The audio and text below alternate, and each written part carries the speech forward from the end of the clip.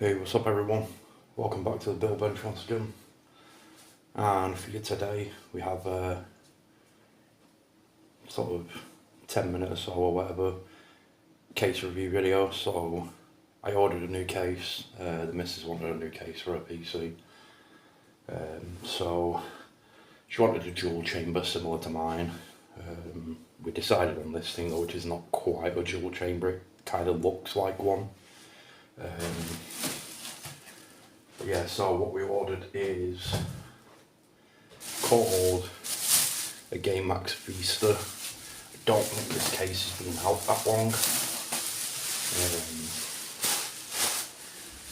But yeah, it's like I said, it's not quite a dual chamber. It doesn't have the power supply really like dual chambers do. But yeah, so it's a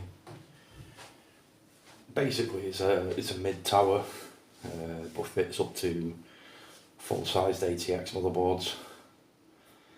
It's got 270 degrees of light viewing around the system because it's tempered side panel, tempered front panel. Basically supports up to like 9 fans in it. If I take the side panel off quickly, if you have a case or one of these cases that you're thinking about ordering, though, just be wary because none of the screws are captive.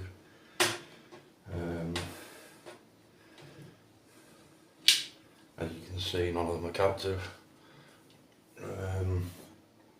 But this case, I mean, it's not an expensive case to be fair. I don't see the point on buying ridiculously expensive cases when it's effectively just a box that your PC goes in. But yeah, so we just pop this off. So in here there is room for, don't know if you can see it, there is room for 9 fans. So you can get 3 across the bottom, like sort of above the power supply shroud, 2 on the back here where you would put like a 240mm AIO, 3 along the top where you could put another 360mm AIO, and then obviously the exhaust at the rear.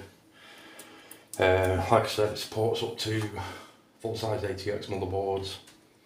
Obviously it's got multiple cutouts for to route your cabling through. Same at the top, same down here for the 24 pin. In terms of case I/O at the top, so it's got, obviously it's got your power button, and then it's got a reset. It's got 2 USB 2.0, a 3.5mm combo sort of headphone microphone jack, a USB 3.0, and then that button at the end, this one here, is one to basically, you know, like change RGB pattern, because you do get a RGB fan hub with it, which isn't too bad. I find it strange that they give you an ARGB hub but don't include any actual fans in the case, but whatever. As for like the rear, the PCIe expansion slots are just the cheap sort of shitty ones you have to bend out and snap off.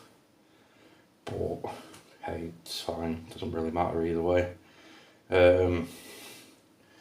This piece of the case down here on the power supply shroud, this is removable. Obviously the front glass comes out. On the rear there is space for like 2 like SATA SSDs. I mean, it's not a bad looking chassis. I think I paid £59 for it. It's not terrible. I mean, even if I read off a couple of the things they say on their website about it, so it's basically, like they said, it's a fine mesh design under the magnetic filters. Like I said, this can support 360 and a 420mm. radiator up top. Like I also said, 270-degree tempered glass. Supports GPUs up to 410mm in length. Like I said, 9 fans. It also has... can't find it now. That's weird. There is a USB. Oh, actually, yeah, there is no USB Type-C on top, which I find weird because their website states that there is a USB Type-C 3.2 Gen 2 on the top, even though there isn't. Like I said, you get the hub with it, which has a remote and everything. This also says it comes with pre-installed 6 fans, which it doesn't. Supports eATX, ATX, MATX and ITX boards. And separate power supply design, which is obviously just down here like most normal sort of towers. The only thing I don't like about this is one, I mean, the tempered glass, I don't know if you can see it there, it's thick as hell, it's 4mm. It's quite heavy. And I don't like the way it kind of catches on. It's strange. Basically what you have to do is, if you can see them here, these little like sort of nubs that stick out on the bottom of the glass. You have to line up down here with these holes, and then on the top you have like little metal latches. I don't know how well you can see that because it's technically black. Might be able to see it better there. But you basically have to get these in the wider bit at the top, get them bits into the bottom, and then slide it along a couple of millimetres. It's quite an awkward design, really. So yeah, you basically have to do it like that, and then it pushes in. But I found it can be a fucker to get it to actually catch. And then, like I said, it's just your typical like non-captive case screws that a lot of the cheaper manufacturers use. Yeah, there's not really a lot to say about this case. I mean, for the price, it's fine.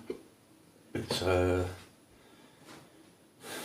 mean, I was surprised at the price, to be fair, that the side panels were just made of acrylic. There is quite a good amount, I don't know if you can see it there, but this is all like a fine mesh down here where the power supply goes. And I'm guessing like where like your hard drive cages would be or whatever's down there. But yeah, like I said, it's not a bad chassis. I'll see if I can get my camera out of this holder just to show everybody a little bit quicker. But yeah, like it's, see what I mean? It's like a mesh down the bottom. And then just like I said, you got 360 and 420mm room for a radiator up top. They're just magnetic filters. And then on the rear, it's your typical space for 120mm fan.